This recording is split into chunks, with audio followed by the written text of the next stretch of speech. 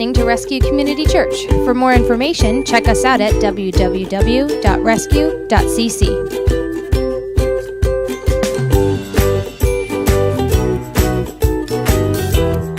But very fun. So Amy and I decided to take it to another level. So it's the three of us playing mini golf, and we, for some reason, just started to pick up the golf balls and just chuck them. Like chuck them to the next hole, or try to get them in the hole, or I don't know. And we were laughing so hard, and I just want to say Tom was not laughing. He did not find it funny at all. And Tom's a pretty even-keeled guy, so I had never seen him like get annoyed for real. And for some reason that day, the more mad he got, the funnier it was to me. Okay, I was 17. I was a little bit immature. So Amy and so at first he's kind of like, ha, ha, ha, ha, this is great. And so by like the 8th or 9th hole, Amy and I were just out of control. Picking them up, and then just we would leave our ball on the green, but then chuck his, and he had to walk. And then we'd laugh at him as he's walking away. It was terrible. It was not nice. We were mean. So the last straw, it was about like the 12th hole, and for some reason, it was along like a major road. I just picked up his golf ball and chucked it across the major road. Looking back, I should not have done so. So he basically looks at us and he goes, I'm going to go sit in the car. Let me know when you ladies are done. So I remember that. I mean, I will be 34. That was 17 years ago, and I still laugh about it. Amy and I laughed about it kind of at Tom the other night. We brought it up, and he didn't laugh then either. It was funny. And so there is something about friendships. I don't remember specifically the things I did in class, you remember things that you did with your friends. 17 years later, I couldn't tell you what I ate 2 days ago for dinner, but I can tell you what Amy and I did to Tom 17 years ago. Here's the thing, relationships and friendships are so important. Friendships change your life. Amy's still my friend. 17 years later, she's sitting right here, and we do life together, and our children are friends. It's so cool. We're kind of hoping that 2 of our children get married, but we can't tell them that because they won't do it then. So friendships are so important. So what has happened? I think so many things have happened in the past even 10 years to change the dynamic of friendship. If you look on my Facebook, I have close to 2,000 friends. Friends. We call them friends. What, are they really my friends? No. They're colleagues from work. They're people that I knew in high school. They're people that I maybe know. So I think that part of what has changed is we have created this new world of what friendship really is. And in our society, we want more. We want more of everything. We want more money. We want more time. We want more friends. The more friends you have on Facebook, or the more followers you have on Twitter, or the more people that have seen your pictures on Instagram, the better you feel. And I think what happens is, at least for me, I have the desire to create those memories that I created 17 years ago. But you know what happened to me? I became an adult. And adulting, I know it's not a real word, but it is a real word today. Adulting is hard, and it stinks a lot. There's a lot of times where adulting just stinks, because think about it. When you're a friend, when you're 15, 16, 17, your responsibilities are going to school, getting your homework done, and doing things with your friends. Like that. That's what you do. It's what you're supposed to do. You should do that. Well, all of a sudden, you go to high school, and then you go to college, and you live with your best friends, and then bam, you graduate college, and then you're an adult and have bills, and then you have children, and you get married, and you have a job, and now you have about 6.5 seconds left to your day. That's it. Once you become an adult, you don't have the time that you had before. But this innate thing in us, we want to have friends. How many of you want a friend? Just one, right? Oh, Allie, that's a sad face you're making. Oh, we'll find you a friend.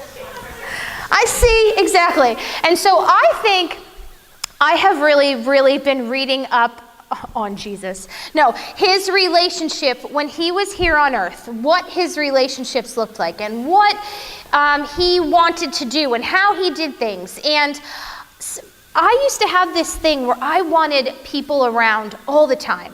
Like when we first got out of college, I just wanted to be around people all the time. And if you know much about my husband, he really is an introverted extrovert. The truth of the matter is he likes to kind of be alone. If my husband could sit and just be with you, that's enough for him. He doesn't need all the hoopla. I, on the other hand, grew up, I loved being around. There was always people at my house. I loved being around people. And as I got older, I was like, why isn't this happening? And I was finding this sort of emptiness in me where I had this desire to maintain all of the friendships and all of the relationships that I had in college. But I found that there were so many things requiring my attention that I didn't have time to make them happen. The desire was there, but I didn't have time. And so I kind of looked at who Jesus was, and this example that he has is really awesome. When I look at Jesus and his relationships when he was here on earth, 3 things stuck out to me.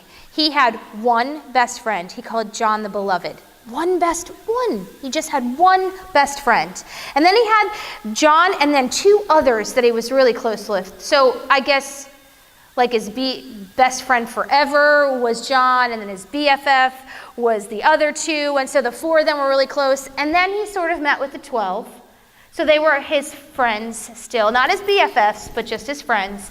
And then he met with the big group that, all the crowds and all that sort of thing. So I think that's sort of how we have to glean our relationships. We have to switch our thinkings. When you become an adult, you do not have, and it sounds kind of crass and it sounds kind of heartless, you do not have the time to have 5 best friends. You don't. The average person, if you work a 9-to-5 job, that gives you 5 hours a day. If you go to bed at 10 o'clock, that gives you 5 extra hours a day. How on earth can you maintain being best friends with let's say 5 other people with only 5 extra hours a day? You can't. And so what really does have to happen when you become an adult is you have to narrow down your friend pool. Sounds really mean. It sounds awful. But it's the truth, because what ends up happening when you don't see these things and when you don't realize that you don't have time for 1,000 best friends is you give a little bit to everybody and then you don't have a best friend at all. All the friendships you have, you only have a little bit of time. You can't invest in anything. You haven't poured your heart into. They're not the relationships that you so desire, so then everybody feels empty all the time. And the difficult part about it is you feel bad, especially when you start grasping this concept. You feel really guilty because you know what happens? Some people get left out. Some people get left behind. And it feels awful, especially when you're someone like me who loves being around people, who wants to be around people. I can't. And so what ends up happening is you end up disappointing your friends. You end up disappointing relationships because you can't give them, you have this grandiose idea of what it could be. But adult relationships change. They're not your high school relationships, and they're not your college relationships. And so what I want to do today is I want to give you the building blocks of what a real friendship and a good friendship looks like. And so what I want you to do is there's going to be 9 things we're going to talk about really quickly. And I'm going to ask you at the end of each one, I want you to rate how you do in this area of friendships and how your friends rate in this area of your relationships. Does that make sense? I'll explain it a little bit more when we come down. So, number 1, if you're building a real friendship, your friendship is based on or built on frequency. You have to spend some sort of time with your friends. You have to. Now, I know for me that I can't have overwhelming expectations. You have to at least maintain this. You can't not talk to someone for 4 years and call them your best friend still. You have to have some sort of connection with them. Bible says in Hebrews 10:25, let us not give up the habit of meeting together. Instead, let us encourage one another. 2 Timothy 2:22 says, enjoy the companionship of those who loved the Lord. You have to spend time with your friends. If they're your friends, you have to spend time with them, right? Does that make sense? So think of one person in your head right now. Let's say your best friend. Do you spend time with them? Yes or no? You don't have to just think in your head. And if you don't, let's say 1, you don't spend enough time with them.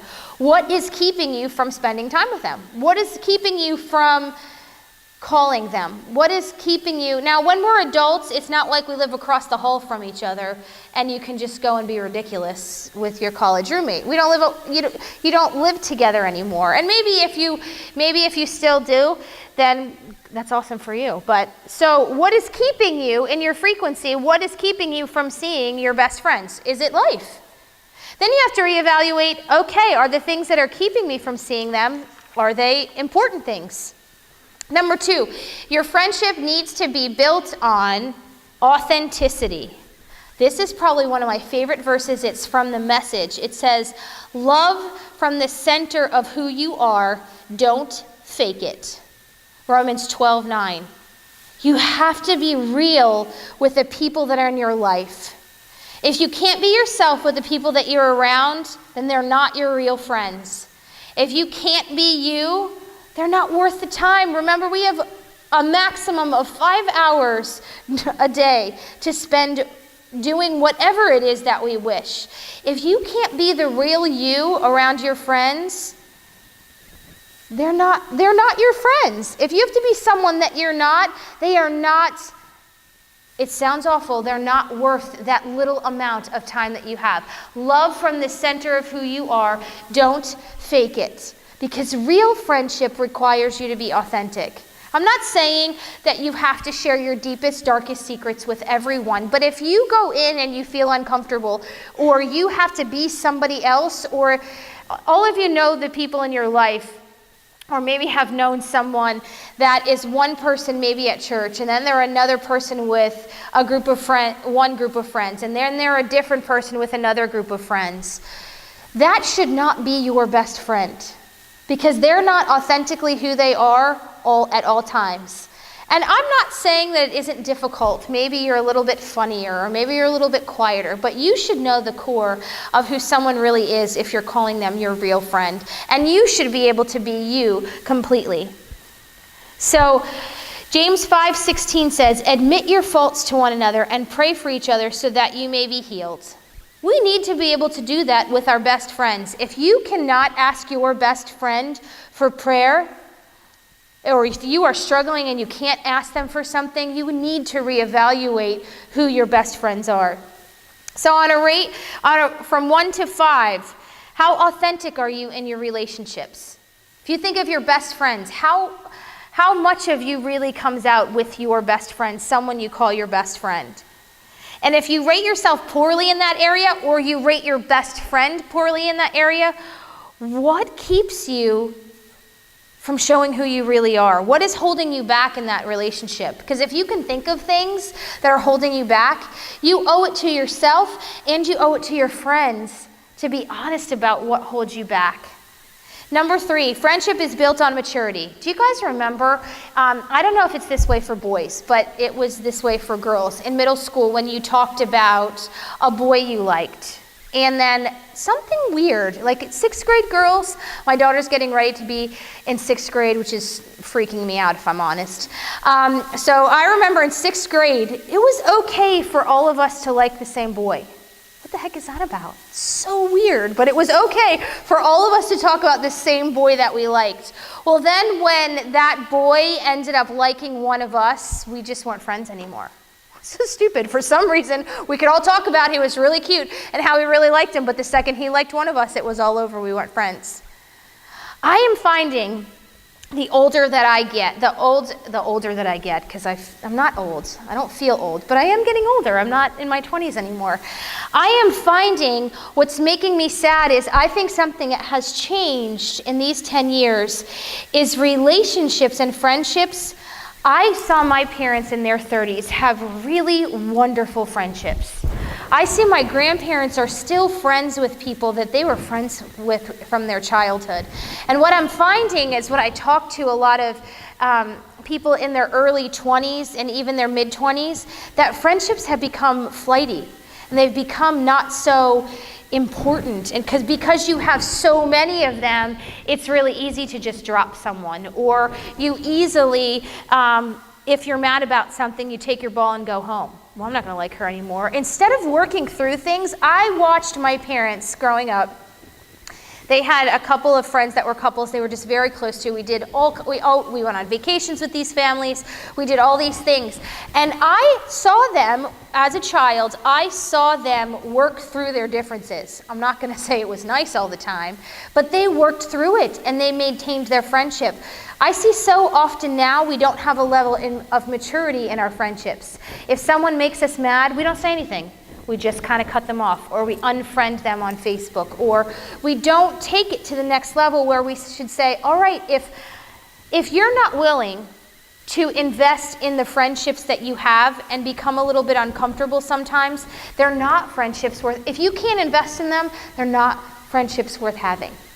If you're going to have quality, real friendships in your life, you have to be able to invest in them. You've got to be able to say, I'm angry at you right now, and this is why. I'm terrible at confrontation. If you know me at all, I would much rather just sweep it under the rug and not deal with it. My husband has taught me that I must do otherwise. As much as I don't love it, he has taught me that. When you're friends with someone, you're two different people. You see things differently. You can't change that. You are never going to be the exact same person. So at some point in a real friendship, people are going to annoy you. They're going to do something that makes you mad. They're going to do something that you disagree with. If you want it to be a real, authentic, deep friendship that lasts a lifetime, you have to talk about it. You have to deal with it. You can't sweep it under the rug. And if you cannot tell that person what's wrong or that you see something happening, then you're not real friends. You have to face the truth. You're not real friends. Amy, we are different people. And there have been times that we have annoyed each other or made each other angry. And through my husband and Amy, they have taught me that I have to talk about it. Is it uncomfortable? Do I hate it? Every blessed second of confrontation I hate. But I believe with all of my heart that I wouldn't be friends with Amy if we didn't have those rough conversations. You have to be mature when it comes to building real friendships. I think this is such a great verse. It's Romans 1:12. If you haven't read Romans lately, you should read it. It's awesome. And read it in the Message Bible, because honestly, side note, rabbit trail, the Message Bible was written for gang members and drug addicts. There was a man, the man that redid the Message Bible, he wanted to do rewrite John because he had a gang member coming in, and the gang member got saved, and he said, you need to go, I want you to read the book of John. So he brought it back to him the next day. He's like, this makes no sense to me. I do not understand it. I can tell you right now I'm not going to read it.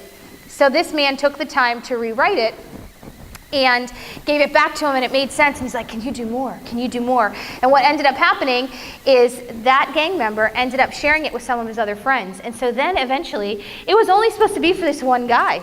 And he ended up rewriting it for the whole thing.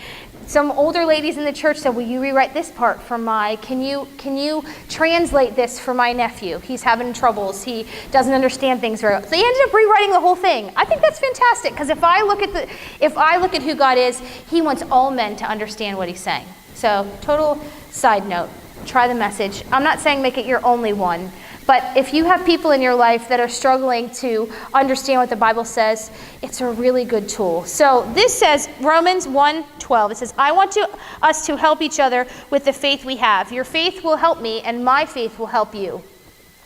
Hebrews 3:13 out of the Message says, keep each other on your toes so sin doesn't slow down your reflexes. I love that. If you're in a really great friendship, you should keep each other on your toes. If I'm doing something wrong, and my husband, who is my best friend on planet Earth, if I'm doing something wrong and he just lets me go and just continue down a path, he doesn't love me and care about me as much as he says he does.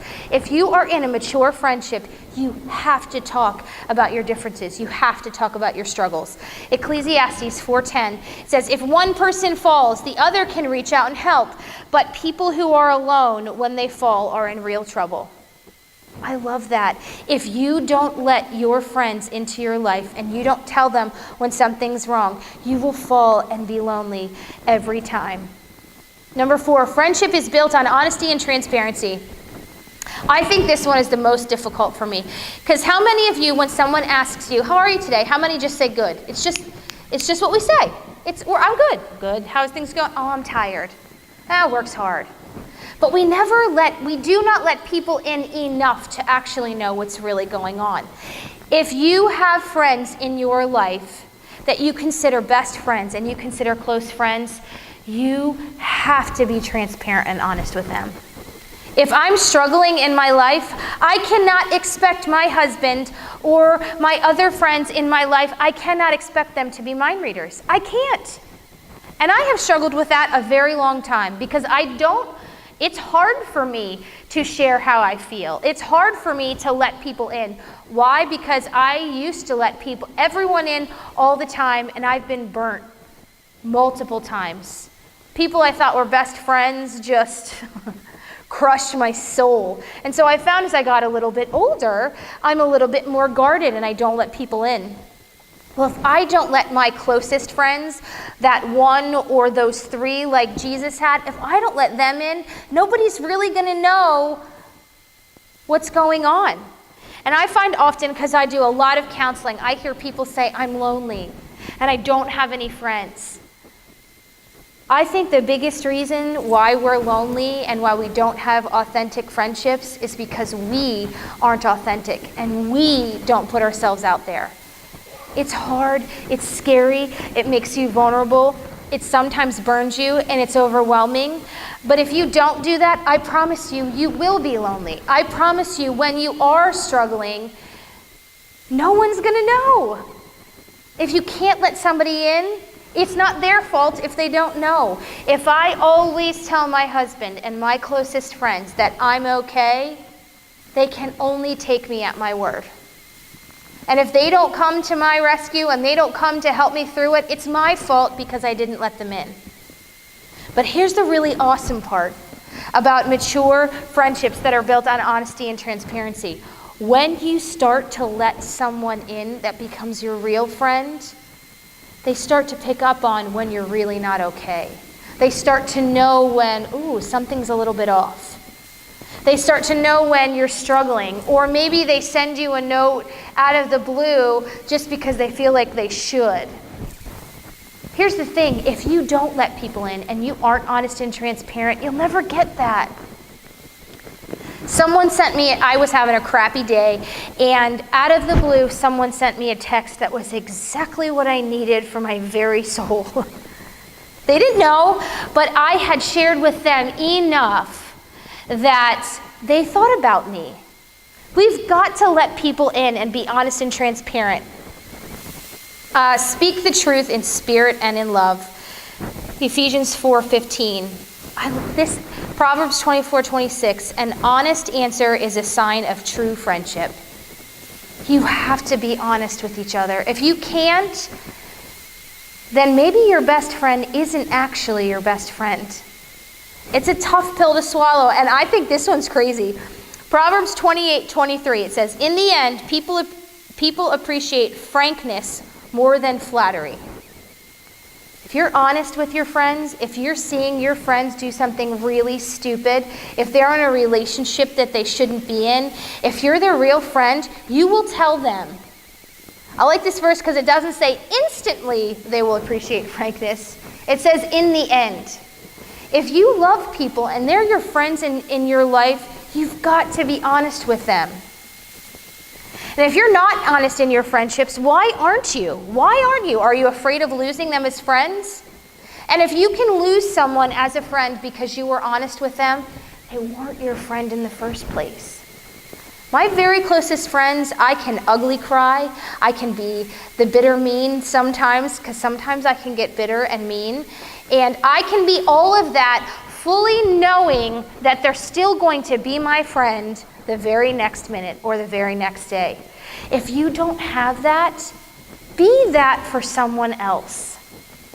Number 5, friendship is built on sympathy. We have to be able to be there for someone when they are struggling. How many of you know people that are just takers? They take and take and take and take and take and take and take and take and take. So finally you're like, I do not want to see your ugly mug ever again. You don't want to pick up the phone. You do not want to reply to texts. You do not want, no, I don't want to go to coffee. I don't want to go. Why? Because it's all about them. Real friendship is about give and take. It's about sympathizing. It's about getting what's going on in their life, not just yours. 1 Corinthians 12:26 says, if one part of the body suffers, all the parts suffer with it. Romans 15, we who are strong in the faith ought to help the weak to carry their burdens. This is the awesome part about friendship. I love it. Sometimes you're going to really need your best friend, and other times they're going to really need you. And the great thing about friendship I have found is, like with my husband, when I am I feel like I can't do it anymore and I just want to give up, he's doing really great. I think God sort of orchestrates that. When I'm down, he's good. And when he's down, I'm good. And I think it's because we have a give and take relationship. You have to be give and take, because when you're a taker, guess what? Eventually there's nothing more to take. They're empty. People are empty. You have to do both. You have to have sympathy. You have to know that it is about both of you. It's about equal parts in your friendship. So when you think of your relationships according to sympathy, who can you think of that is most there for you? That will call you when you need it, or when you don't know that you need it, they're there for you. That's probably your best friend. When someone texts you out of the blue, or when someone looks at you and you can say, I'm fine, but they know that you aren't, that's your best friend. Not necessarily the person that you have the most fun with all the time, not necessarily the person that's the life of the party, but the person that's there for you day in and day out and knows who you really are. Number 6, friendship is built on forgiveness. People are going to make you upset and mad. Your friends are going to do things that hurt you, but you have to forgive them. I think this is one of the biggest things in life that we have to understand. If you can't forgive somebody, the worst part about unforgiveness is it really only hurts you. You're the only one it hurts. I had unforgiveness in my heart for years towards my dad. We do not have a good relationship. Actually, we don't have any. And for years and years and years, I was angry, and I directed it in his direction at all times. If something went wrong in my life randomly, I hadn't seen him in 6 years, and I blamed something that was going on him. That was totally ridiculous. 6 years, I haven't seen him. How could it possibly be his fault? Not his fault. It wasn't his fault. But the unforgiveness in me changed me as a person. If you're going to have authentic and great relationships, you have to forgive. People are going to make you mad, and people are going to be jerks. Because guess what? We all have really bad days sometimes. And the crazy part about it is you always hurt the people that you're closest to. Why? Because you can be yourself. You can be authentic. You can be honest. You can be transparent. So unfortunately, sometimes the people that you hurt most are your best friends, are the people that are there for you day in and day out. They're the ones you hurt most because you can be you in front of them. But you have to be able to let it go. Lucky for you, I'm not going to bust out in song because I really want to right now. But I won't because I like you too much. You have to let it go. The Bible says in Colossians 3:13, never hold grudges. Remember the Lord forgave you, so you must forgive others. We have to let it go. Gosh, I want to sing. You have to, because it is going to eat you from the inside out. Because you know what? Those things that happened 10 years ago, they're not still happening right now. The thing that your friend did to you 6 months ago, it's not happening right now. What's it doing? It's keeping you from having a full, satisfied life. People are going, and the unfortunate part about people is they're people. They're going to do it again. So the easier and the quicker and the faster that you learn to forgive and to move on, the better your life is going to be. Yes, forgiveness essentially is for them because you're forgiving them for what they did to you. But ultimately, forgiveness is for you. It's for you. It's about you becoming whole. It's about you letting go of those circumstances. It's about you moving forward. Everybody's going to hurt you, and they're going to probably hurt you a lot. But your closest friends, you should learn to forgive everybody. It's just a life lesson. Number 7. Well, before we do that, who do you need to forgive in your life? Maybe it's not a best friend. Maybe it's a parent. Maybe it's a coworker. Maybe it's some dumb boy that broke your heart, because or some dumb girl that broke your heart. Maybe it's a parent. Maybe it's a best friend. Maybe it's someone that who do you need to forgive? You cannot move forward in any relationship in life if you have unharbored bitterness and anger in your heart. You're never going to have a whole, complete relationship with anyone if unforgiveness is in there. You just can't do it. There's not room in there for all the joy and happiness of friendship if you have unforgiveness in there. Number 7, friendship is built on confidentiality. Proverbs 11:13 says, "No one who gossips can be trusted with a secret, but you can put confidence in someone who is trustworthy." Proverbs 16:28. Gossip is no good. It causes hard feelings and comes between friends. Proverbs 17:4. Troublemakers listen to troublemakers, and liars listen to liars. If anyone is causing division among you, give a first and second warning. After that, have nothing more to do with that person. Titus 3:10.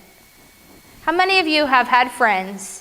You know them, you can picture them in your head, or people in your circle that if you know somebody tells them something, everyone knows. You know a fair share of those. Or if you've told, how many of you have been stung before when you tell somebody something that's a secret or something that you're really struggling with, and somebody tells one person, "Oh, don't tell anybody. She told me this, but don't tell them. Don't say it." And then somebody else knows, and then eventually it gets back to you, and like some person you don't even know knows your business, and you're like, wonder where that came from, Susan. Anytime I'm angry, I'm just calling Susan. When I'm angry, like if someone pulls out in front of me, I'm like, Susan. I don't know, it's my angry name. I don't know why, guys. I don't even know any. I know one Sue, and she's like the nicest lady on planet Earth. But Sue and Susan are different anyway. See, I'm telling you things about me you probably don't want to know, but I do yell Susan when people pull out in front of me. Anyway, Susan told. You have to keep if you have close friends, keep it lock and key. If you have friends that talk all the time, they're not your best friends. Because remember when we become adults and if you can get this concept before you're an adult, you are amazing. Hold on to a few good friends. You don't need thousands. You don't need hundreds. You don't even need 10s or 20s. You need a few. And if your best friends are people that cannot keep their yaps shut, they are not good for you. First thing you need to do is tell them, I can't tell you anything anymore, because you tell everybody. And if they continue to do it, move on. It sounds mean, but you only have a short amount of time to invest in people that are worth investing in. And here's a side note. If you're the friend that everybody tells the business to, and you always know what's going on, you should change that about yourself. If everybody's coming to tell you the gossip and everybody's coming to tell you what's going on, you're that friend. That's an ugly place to be. You don't want to be the friend that everybody tells the business to. And that's a hard pill to swallow if it's you. But change it now so that you can be a really good friend. Friendships are built on give and take. Romans 12:15 says, "Laugh with your happy friends when they're happy, share tears when they're down." I think this goes hand in hand with sympathy. It's give and take. Some days you're going to give more, and some days you're going to give less. Share each other's troubles and problems, and in this way obey the law of Christ. Galatians 6:2. We have to be able to be there for each other. Real friendship is not just saying hi to somebody and having wings, and that's it. That's an acquaintance. You have an acquaintance with somebody. But real, authentic friendship means that you have to live life together. You have to be messy. You have to know what's going on in their life. That is real friendship. And what we have to do in our society is we're calling friendship, we're calling acquaintances, we're calling people that we know friendship when that's not really what it is. We have to flip how we see these things. Real friendship takes a lot of effort.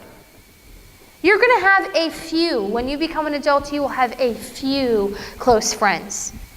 Your coworkers are your acquaintances, and it's okay to be nice. It's okay to do things with them. But real, authentic friendships, there will only be a few.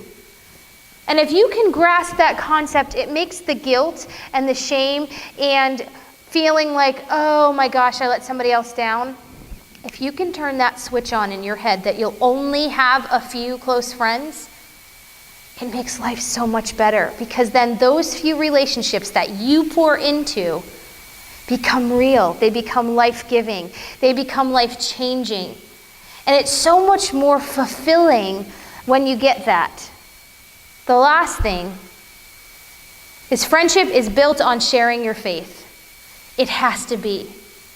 If you can't share your faith, if you can't talk with your best friend about the struggles that you're having with the Lord, or that you're angry at God because he's not coming through, you feel like he's not there. If you can't talk to your best friend about who God is, they shouldn't be your best friend.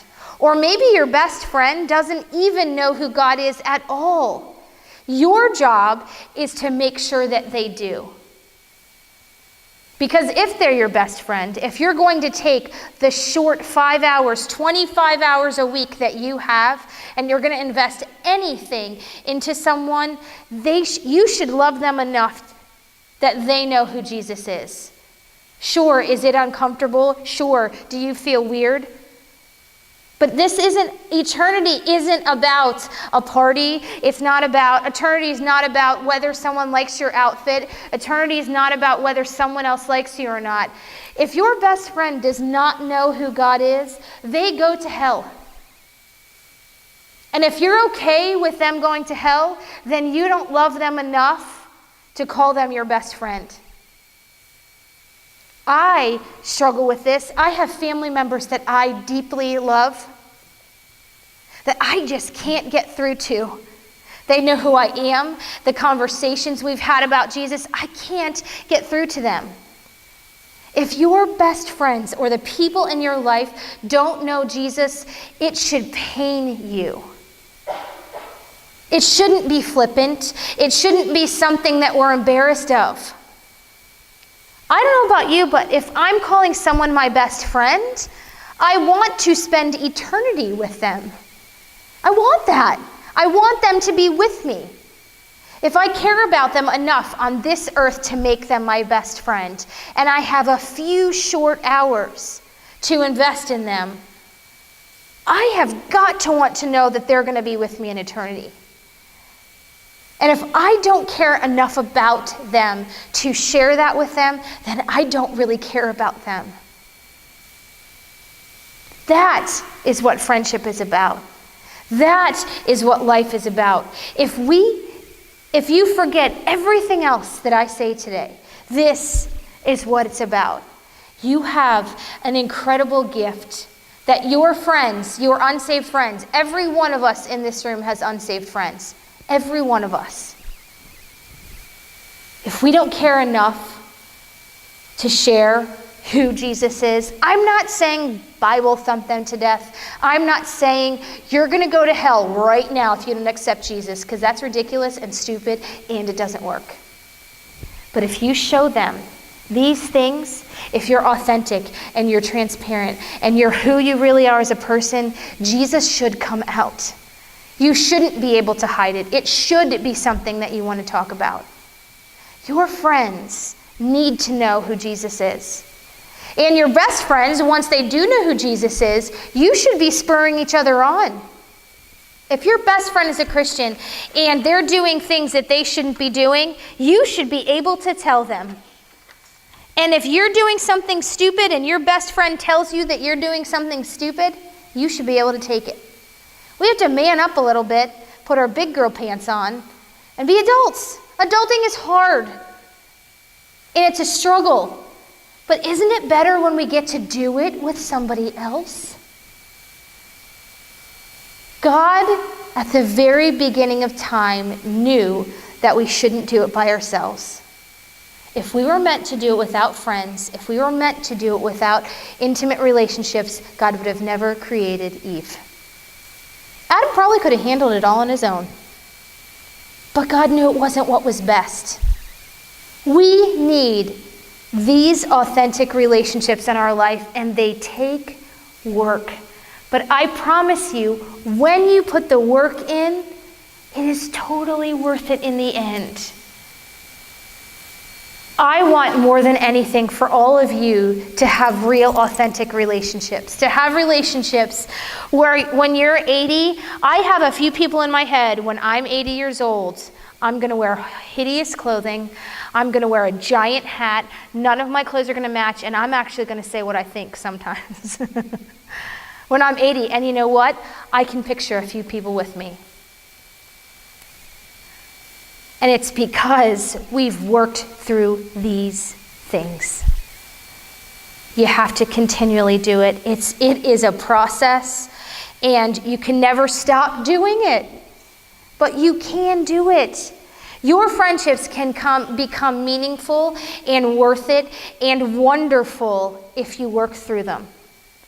I want to leave you today not feeling guilty and ashamed, but feeling empowered that you can have these sorts of relationships.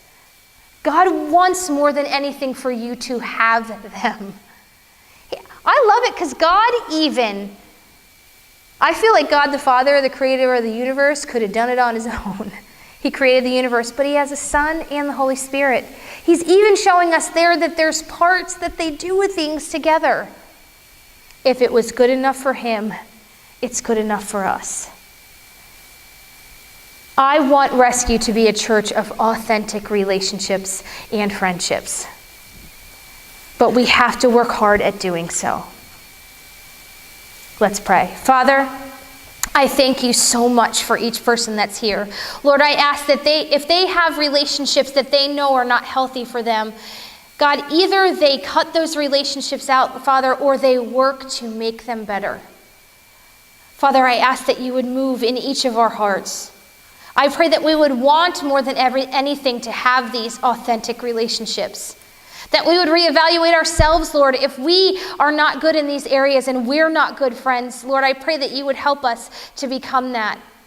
I pray that you would help us to know, God, what we need to be doing in our relationships. Lord, help us to be honest. Help us to pick wisely. Help us to choose our friends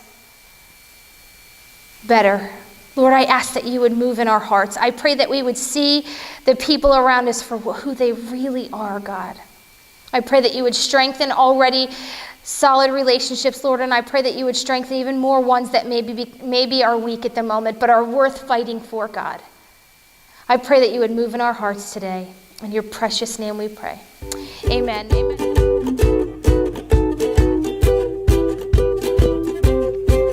You are listening to Rescue Community Church. For more information, check us out at www.rescue.cc.